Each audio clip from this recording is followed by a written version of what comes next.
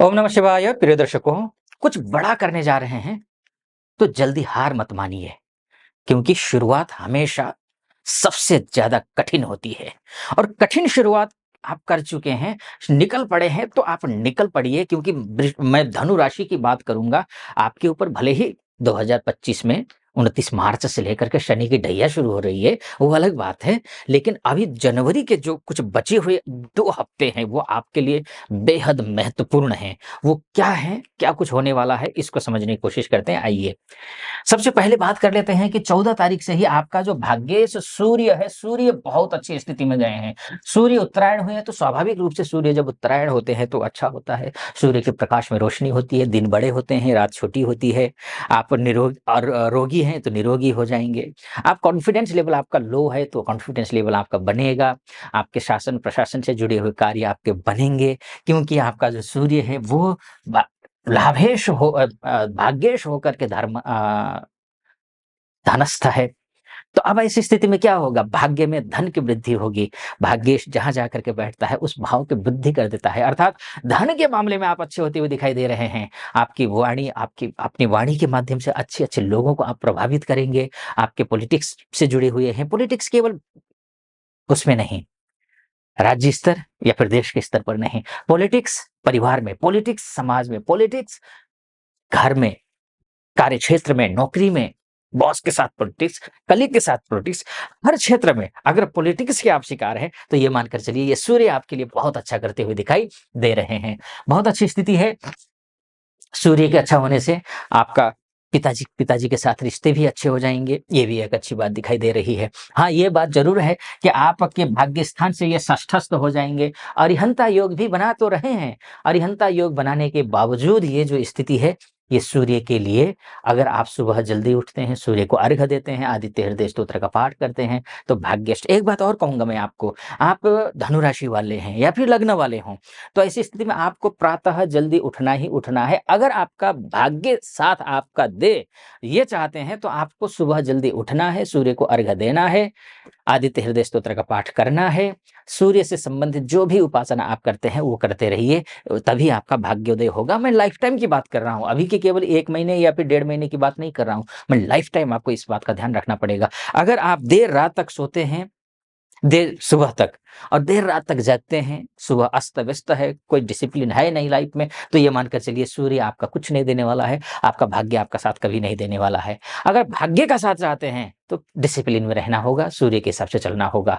सूर्य राजा ग्रह है, राजा को डिसिप्लिन पसंद होता है, और जब तक डिसिप्लिन नहीं अपने जीवन में लाएंगे, अनुशासन अपने जीवन में नहीं लाएंगे, तब तक बात बनेगी नहीं। इस बात का आपको ध्यान रखना है, तभी भाग्योदय होगा आपका। यह बात सूर्य के माध्यम से हो गई थी। सूर्य केवल वहां नहीं है, बात बुध की भी कर लेते हैं, मान की, सम्मान की, पद की, प्रतिष्ठा की बात कर लेते हैं। इसकी भी बात करना जरूरी है। नौकरी है आपकी, नौकरी में समस्या आ रही हो तो कैसी रहने वाली हो समस्या, और विकराल तो नहीं हो जाएगी या फिर कोई समाधान निकलेगा, ये भी देखते हैं। नौकरी है, इंटरव्यू है, पद पदोन्नति है,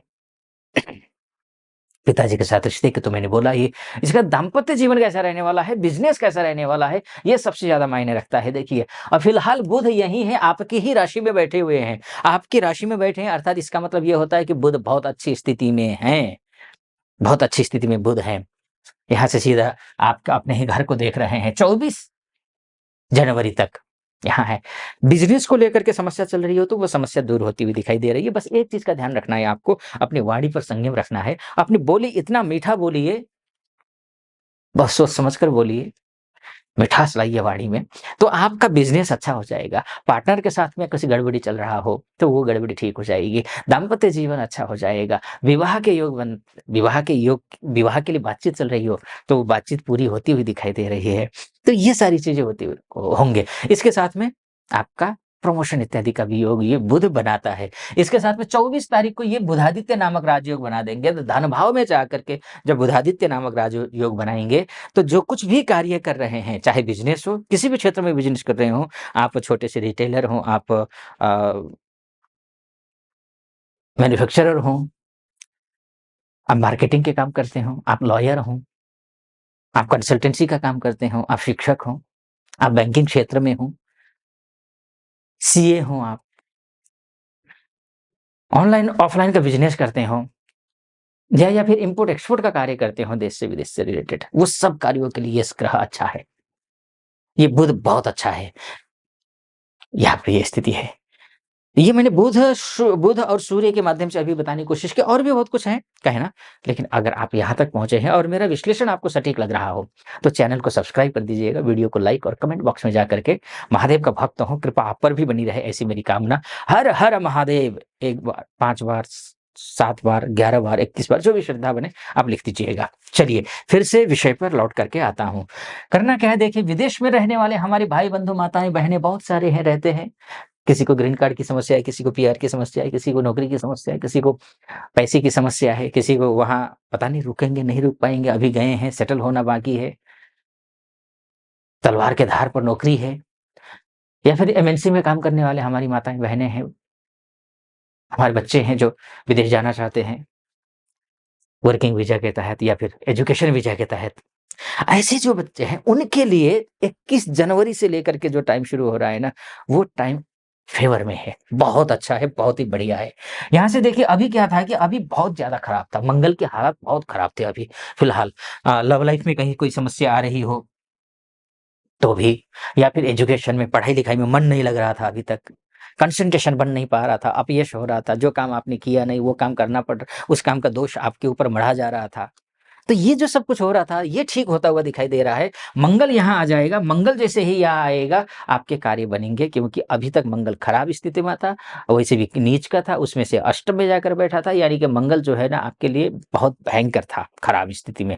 21 जनवरी से अच्छा होता हुआ दिखाई दे रहा है, यहाँ आ जाएगा। लेकिन एक बात का ध्यान रखना है, अगर दाम्पत्य जीवन में कहीं कोई किसी प्रकार की जो है खटास है, तो उसको मेरा निवेदन है, उस खटास को मिटाइए, मिठास में लाने की कोशिश कीजिए उस रिश्तों में, अन्यथा ये रिश्ता और ज़्यादा बिगड़ेगा, इस बात का ध्यान रखिएगा।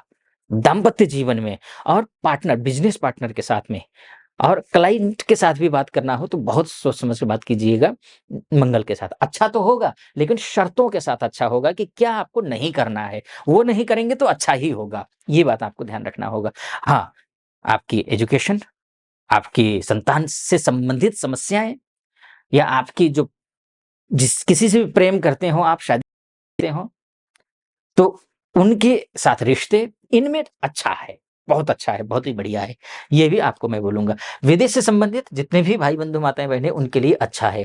तो मंगल के माध्यम से अच्छा है, बुध के माध्यम से अच्छा है, सूर्य तो कहना ही क्या, शुक्र देखिए वर्ष के अंत में, महीने के अंत में 28 जनवरी को शुक्र क्या करेंगे? शुक्र आपके सोर्स ऑफ इनकम के ग्रह हैं। शुक्र आपकी कुंडली में ऋण, रोग, व्याधि इत्यादि के ग्रह हैं। तो ये क्या करेंगे? ये उच्च के हो जाएँगे महीने के अंत में, 28 जनवरी को। सोर्स ऑफ इनकम में इजाफा। इसके साथ-साथ में ऋण, रोग, व्याधि सबसे मुक्ति मिल जाएगी। इसका फलादेश मैं फरवरी को लेकर के करूँगा। अभी आप फरवरी अद्भुत है, और भी ज़्यादा। क्या कुछ होगा फरवरी में, ये मैं आपको बताऊँगा। इसके लिए आपको अभी सब्सक्राइब कर दीजिए, ताकि नोटिफ़िकेशन आपके पास आ जाएगा। लाइक कर दीजिएगा अच्छा लगा हो तो, और कमेंट बॉक्स में जाकर के महादेव का भक्त हूँ तो हर हर महादेव तो लिखना ही है। हाँ, मैंने जो भी बताया आपको मोटा-मोटे तौर पर मैंने बताने की कोशिश की है कि ये ग्रह यहाँ जाएगा, ये फल देगा। आपकी कुंडली ही आप परम सत्य है। आप अपनी कुंडली दिखाना चाहते हैं, महिला हो या पुरुष हो, देश में रहते हो या विदेश में रहते हो, नीचे नंबर है, उस नंबर पे कॉल कीजिए, मेरी टीम से बात कीजिए या फिर व्हाट्सएप कीजिए। टीम से बात कीजिए, अपॉइंटमेंट ले लीजिए, निर्धारित तिथि पर मैं स्वयं आपकी कुंडली का विश्लेषण करूँगा। फिलहाल आप खुश रहें, प्रसन्न रहें, महादेव की कृपा आप पर बनी रहे, ऐसी मेरी कामना। अनुमति दीजिए। ओम नमः शिवाय।